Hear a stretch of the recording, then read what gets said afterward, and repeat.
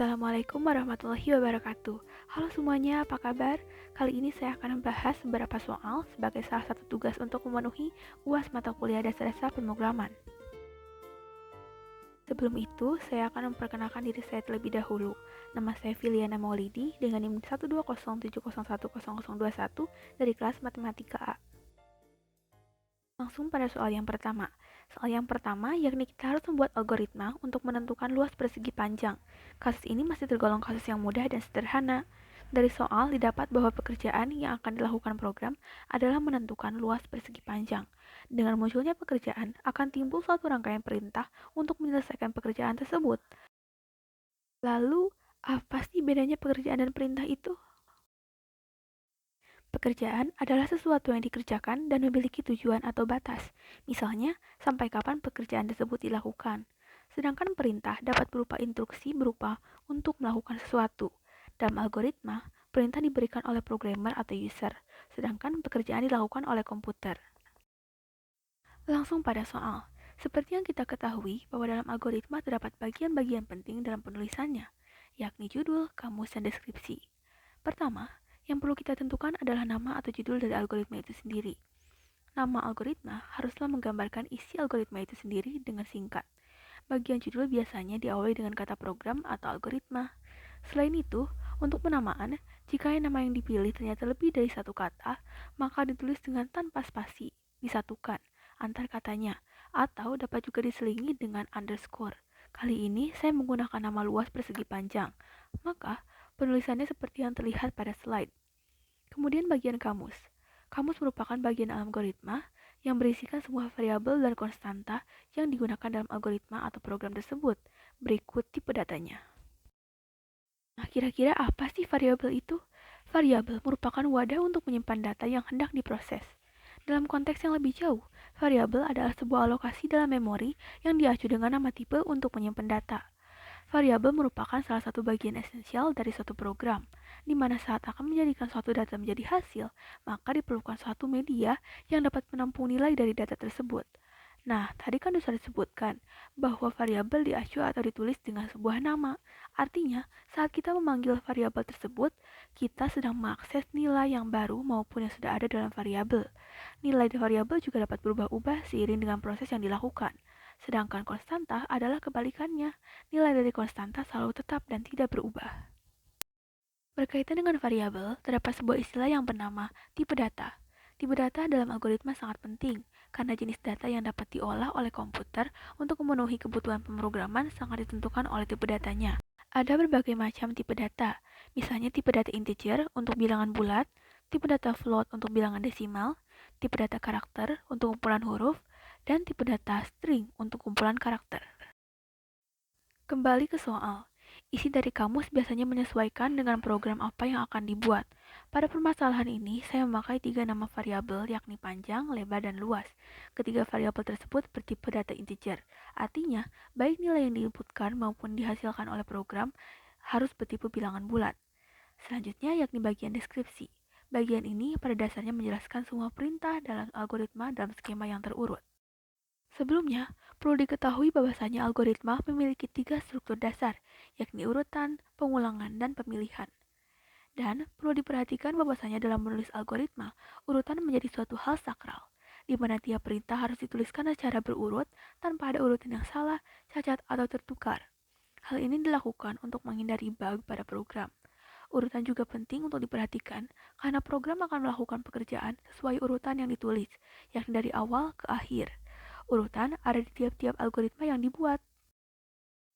Nah, karena dalam soal tidak disertakan keterangan cara input nilai ke variabel, maka saya memilih cara disimpan langsung di variabelnya. Penulisannya seperti pada slide, di mana nama variabel diisi oleh nilai yang ditentukan oleh programmer.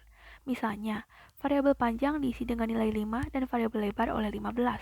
Perhatikan bahwa dalam algoritma, pengisian nilai dilambangkan dengan tanda panah. Lalu selanjutnya tahap eksekusi.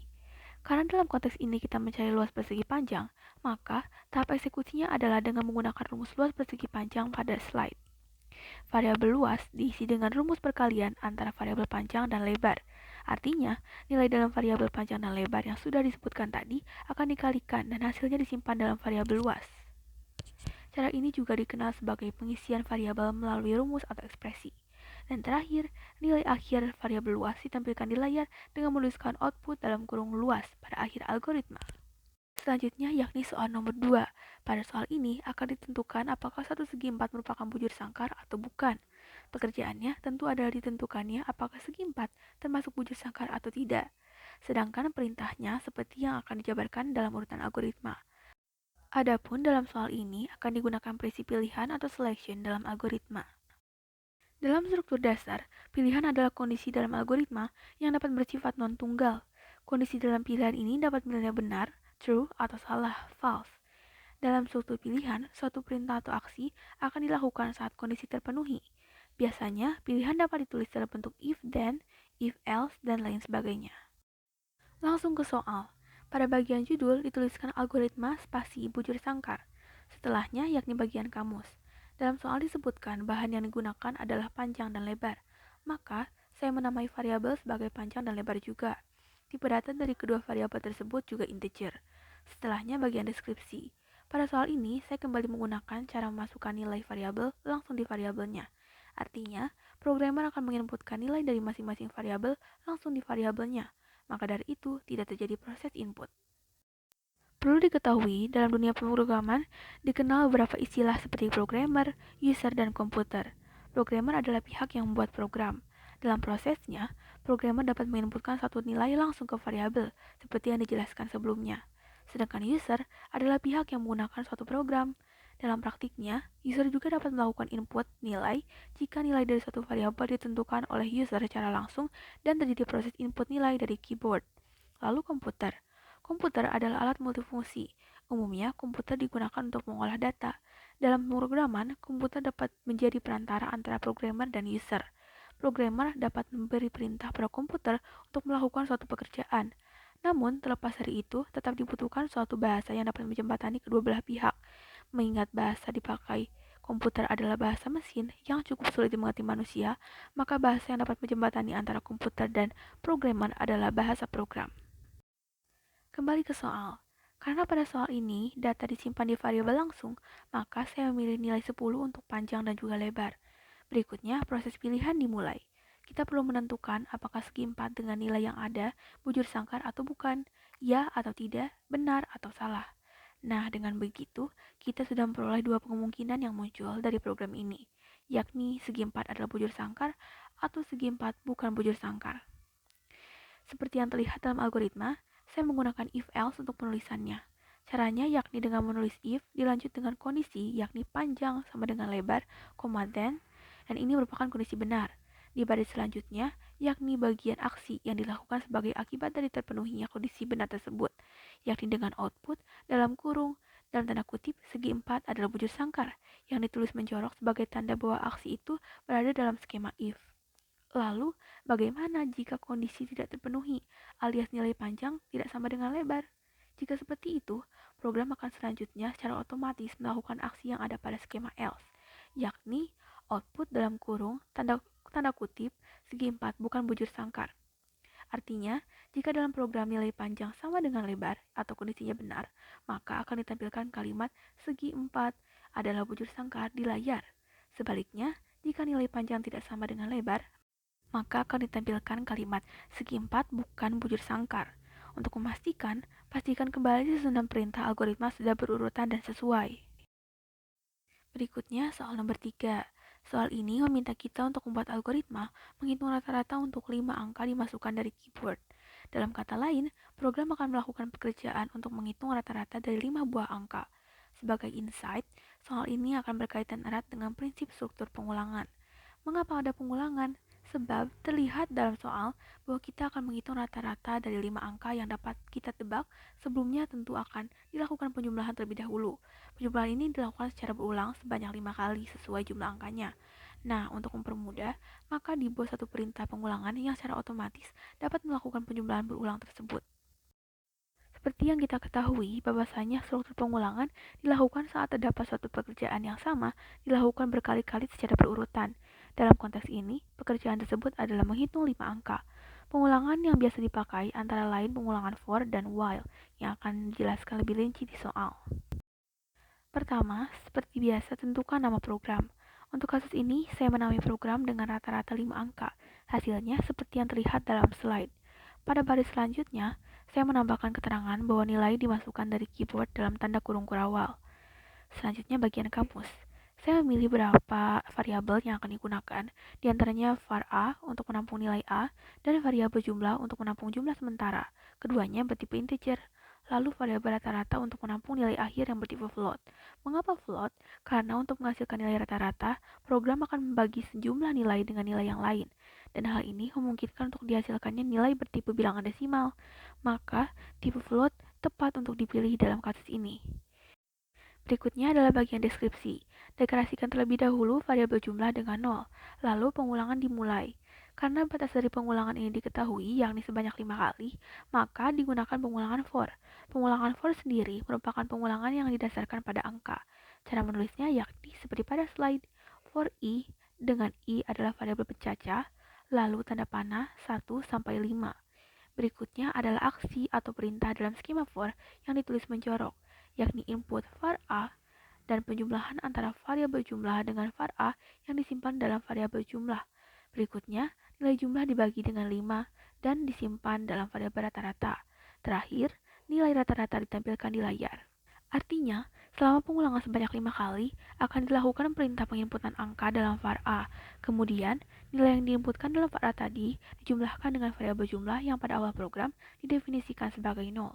Pendefinisian ini dilakukan karena jika tidak, maka proses penjumlahan antara variabel jumlah dengan var A akan mengalami error karena nilai jumlah tidak dikenali atau tidak terdefinisi. Program akan kembali ke awal pengulangan, yakni input nilai var A selama pengulangan masih berjalan. Jika pengulangan selesai, aksi berikutnya yakni operasi pembagian antara nilai akhir dari variabel jumlah dengan banyaknya pengulangan yakni 5 kali. Nilai ini kemudian disimpan dalam variabel rata-rata. Tahap terakhir yaitu menampilkan nilai dari variabel rata-rata di layar. Jangan lupa untuk kembali memastikan perintah yang ditulis sudah sesuai prinsip urutan dan disusun secara sistematis.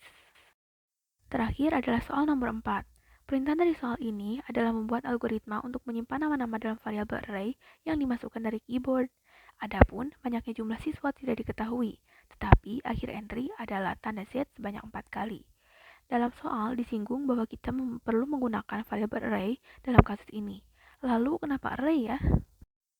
Pada dasarnya, array merupakan sebuah tipe data bentukan yang dapat digunakan untuk menyimpan sekumpulan data berbeda namun bertipe sama dalam satu variabel saja.